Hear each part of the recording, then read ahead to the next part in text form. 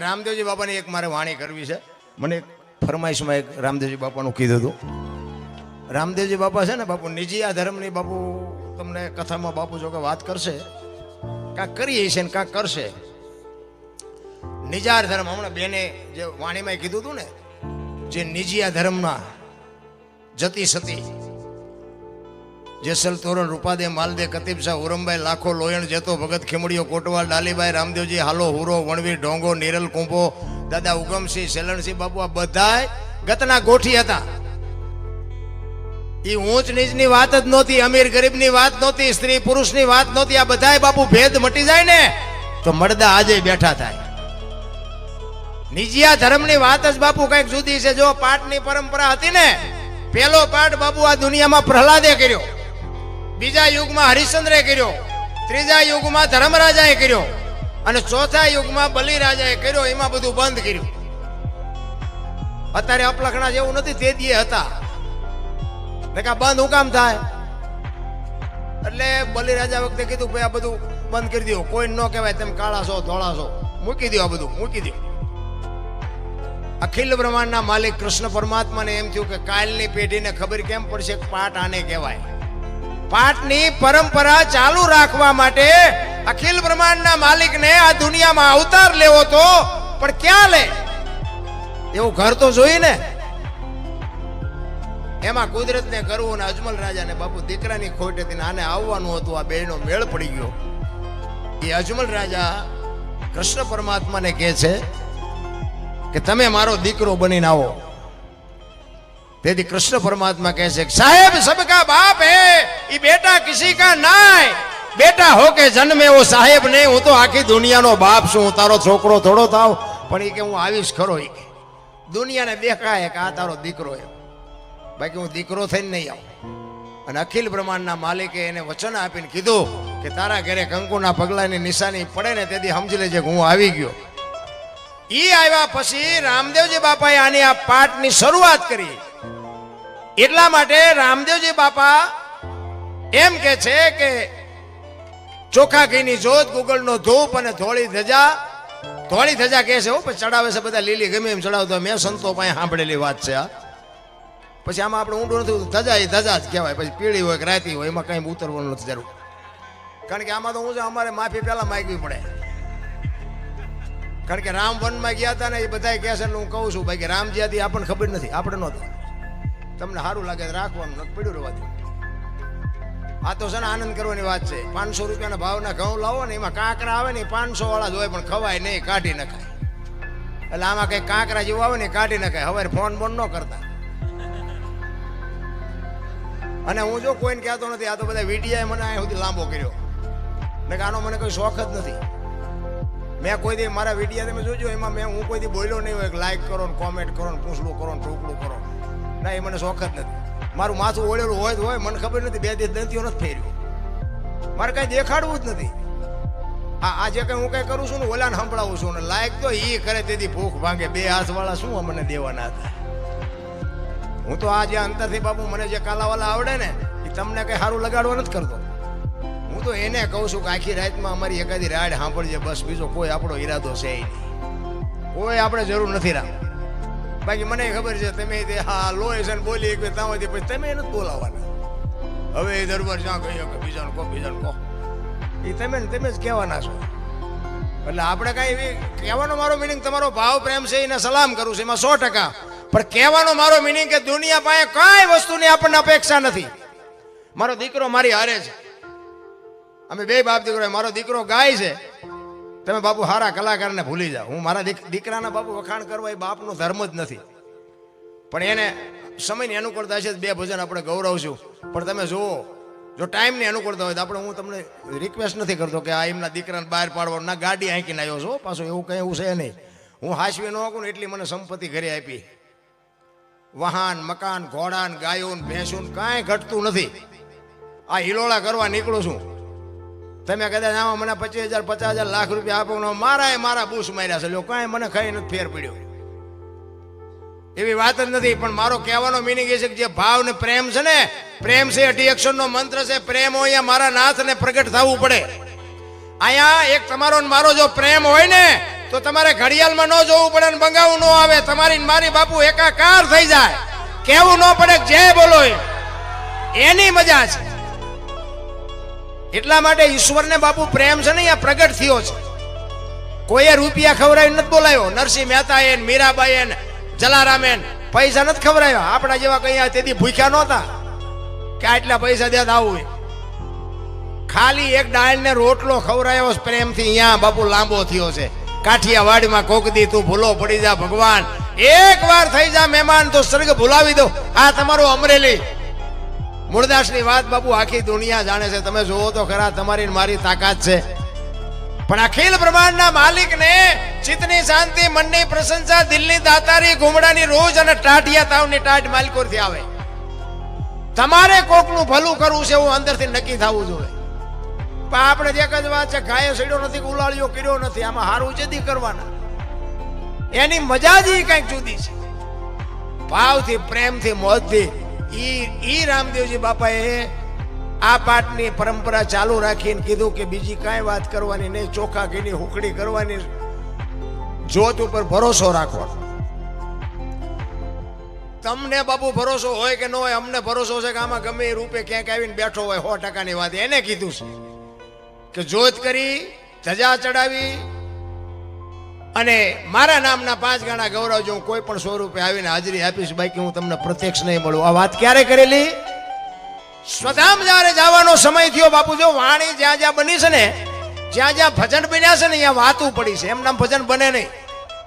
અને જો એમ ભજન બનતા હોય ને તો તમે બધા બુદ્ધિશાળી છો. એકાદું ભજન બનાવીને બજારમાં મૂકો, જો હાલે નો હાલે.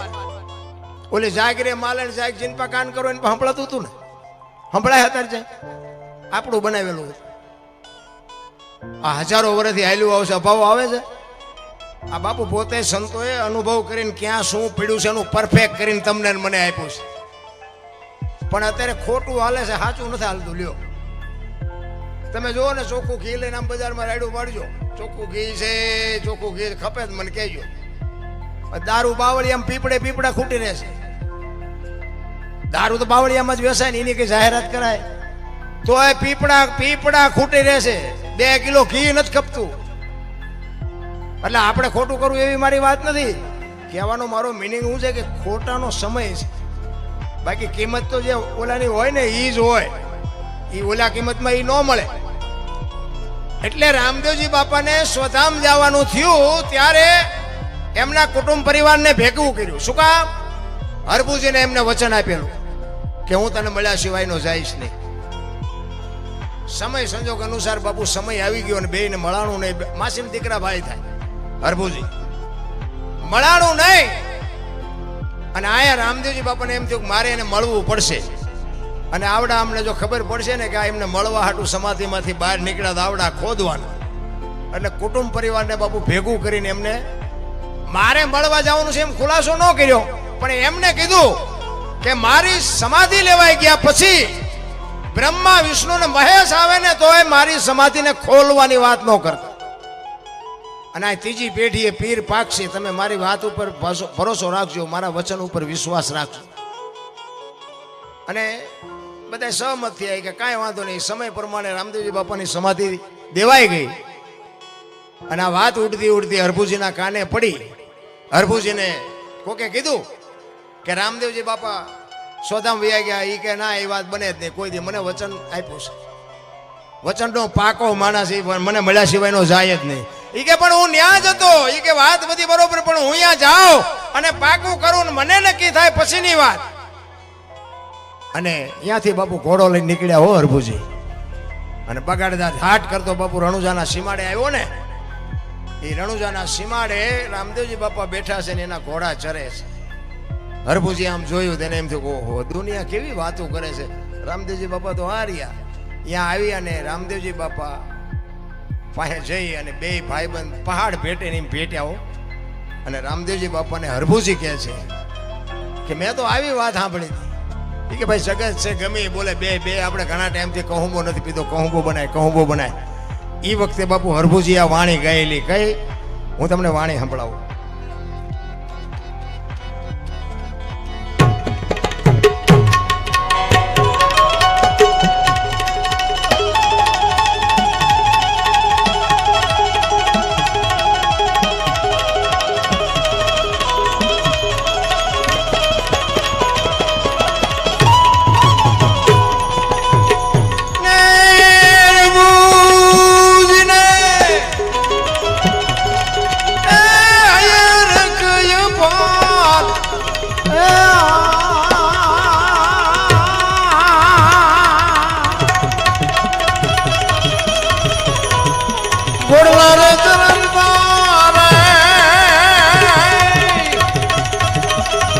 આદિજા એ રામાપીર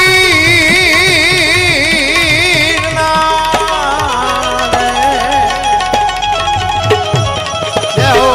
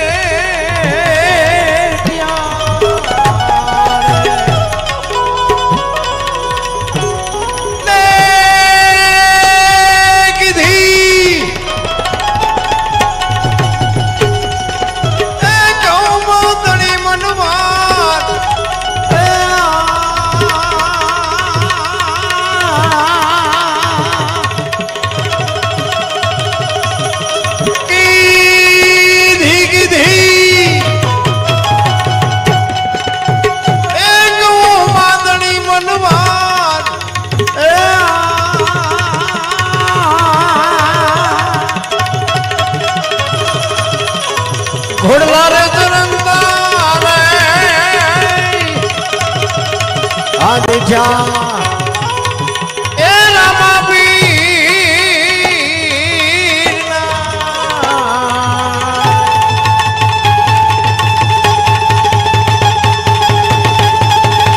જય હો વાવસાદ વાવસાદ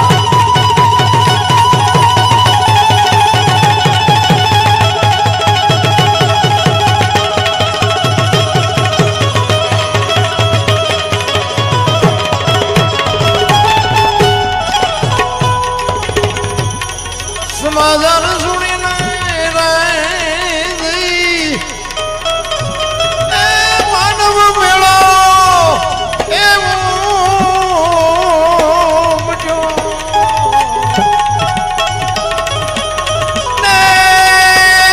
જોવા દીધી એ પીરજી તણાઈ દીધા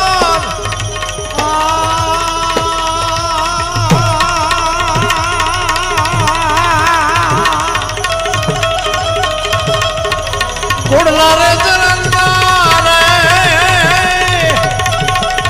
આદિજા એ રામાપીર રામાપીર રામાપીર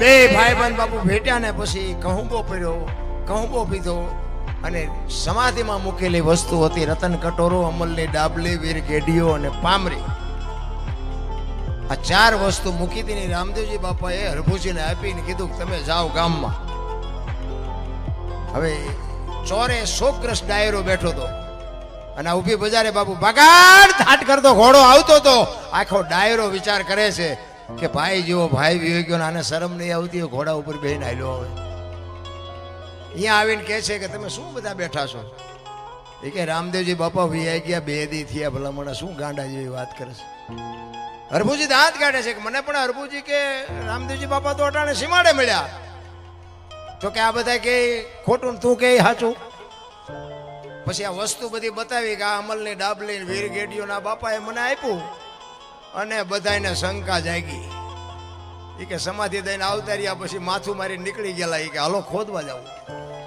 એટલે કહું છું આપણા આપણને નથી સમજી ક્યાં બીજા બધા સમજી શકે આપણા જ નથી સમજી શકતા અહીંયા ગયા અને આમ ઘા કરવાની તૈયારી કરીને તો આકાશવાણી થઈ ગઈ તમારી જાતના મેં તમને શું કીધું હવે કે હું જઉં છું સૌરાષ્ટ્રમાં અહીંયા તમારે કાયમ દુકાળ પડશે ને તમારે જે કરવું એ કરજો પેલું પીરાણું આપણું પાળિયાદ ને ગેબીનાથ આજે એક ગામ એવું નહીં હોય કે રામદેવજીનું મંદિર ન હોય રામદેવજીનો નેજો ન હોય રામદેવજીનું મંડળ ન હોય એવું એક ગામ નહીં હોય કેવડી કૃપા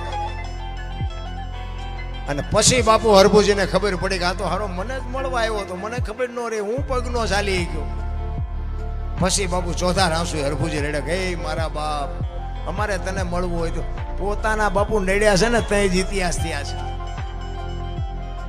આપણને નડે ને હું તો એમ કહું છું કોઈ આ રામદેવજી બાપાની પ્રસંગ છે ને, રામદેવજી બાપાની જ વાત કરું. નેતલ દે તો એમનું અડધું અંગ કહેવાય ને. ઈ નથી સમજી કે આપણે શું સમજી શકવાના. તમે જો નેતલ દેનો ઇતિહાસ કેટલો, તમને ને મને કેટલી ખબર. આખ્યાન બાખ્યાન રમતા હોય અહીંયા, મેં તો એક બે વખત જોયેલું, બસ એ 4 ફેરા ફરવા આવે, બાકી બીજું કઈ મેં બાલપા ભાડ્યું નહીં. નેતલ દેનું કઈ ન ભાડ્યું ને, કઈ તો એક શક્તિ ન કહેવાય. પણ આપણા જ નથી સમજી ગયા. રાવત રણસિંહ આપણું ઢેરડીનગર મોરબી રાવત રણસિંહ ને પરમોદવાનો હતો ને. ગત ગંગાની વાત કરું તમને, નિજિયા ધર્મની, નિજાર ધર્મની, એને પરમોદવાનો હતો અને વાયક ઝીલું હતું આમને. કોને? રામદેવજી બાપાએ. હવે વાયક ઝીલ્યા પછી જવું પડે. નેતલ દેને કીધું ફલાણી તારીખે આપણે મોરબી જવાનું છે. નેતલ દે સટક્યા, એ કે ના, તમારે જ્યાં જવું ત્યાં જાજો, હું નહીં આવું. હવે તમે જો સ્ત્રીને ને પુરુષને બેન જવાનું હોય, રામદેવજી બાપા એકલા જાય તો ગતમાં આબરૂના કાંકરા ન થાય. વિચાર કરે છે કે હવે શું કરું, મેં વાયક ઝીલ્યું છે, આ સમજતી નથી, હવે શું કરવાનું. પણ ડાલીબાઈ બાપુ જીભની માનેલ બેન, એ રામદેવજી બાપુના ગાયોના વાસડા ચારવાનું કામ કરે. સવારે રામદેવજી બાપા દાંતણ કરતા હોય, ડાલીબાઈ વાસડા લઈને નીકળે, જય માતાજી કહી અને વહી જાય. એ વાસડા લઈને નીકળી, રામદેવજી બાપા દાંતણ કરે છે ને કીધું ભાઈ જય માતાજી, કે જય માતાજી. ડાલીબાઈ કે ભાઈ આજ તમારા મોઢા ઉપર કંઈક ચિંતા હોય એવું મને લાગે છે. કે ના ના એવું કાંઈ નથી. કે ના, તમે સાચું ન કહો, તમારી બેન ડાલીના સોગન છે. શું છે? રામદેવજીએ વાત કરી કે આવી રીતે વાયક ઝીલું છે અને એમાં સ્ત્રીને અને પુરુષને, જો બાપુ મારી વાત ઉપર ધ્યાન આપજો. રામદેવજી બાપાએ કીધું કે સ્ત્રીને અને પુરુષને જાવ. જો એમ કીધું હોત ને કે પતિ પત્નીને જવું પડે તો ડાલીબાઈ રહી જાત. જો આ શબ્દની મારામારી છે. શબ્દ બાપુ જો પકડાઈ જાય તો મેળ પડી જાય. રામદેવજી બાપાએ કીધું કે એ વાયકમાં ગતગંગાના પાઠમાં સ્ત્રીને અને પુરુષને જવાનું હોય અને તારી બા ના પાડે છે. એટલે ચિંતા મને ઈ થાય છે કે તારી બા નહીં આવે તો મારે એકલા કેમ જાવું. સ્ત્રીને અને પુરુષને કીધું ને બાપુ ડાલીબાઈએ કીધું કે સ્ત્રીને અને પુરુષને જવાનું હોય ને મારી બા ના પાડતો હોય તો હું સ્ત્રી શું ન હાલું. તેથી રામદેવજી બાપાની બાપુ આંખમાં જળજળી આવી ગયા હો. એ કે તું હાલ ખરી પણ જગત શું વિચારશે. તેથી બાપુ આ ભારતની આર્ય નારી એમ કહેતી હોય કે તારું પેટમાં જો પાણી ન હલે તો તારા ઢીસણ દબાવીને હું બેઈશ દુનિયા ભલે ને જે કહેવું હોય કે. બાપુ આને વીજળીના ચમકારે મોતી પરોયું કહેવાય. એ નેતલ દે રહી ગયા, ડાલીબાઈ કરી ગયા. વિચાર કરજો, આ અમે કરીએ છીએ ને રાગડા તાણી છે ને, અમને કામમાં આવે, પણ આમાં તમારે લેવું હોય લઈ લેવાય. આ તો ગંગા હાલી જાય, પીવો ન પીવો તમારી મોજ.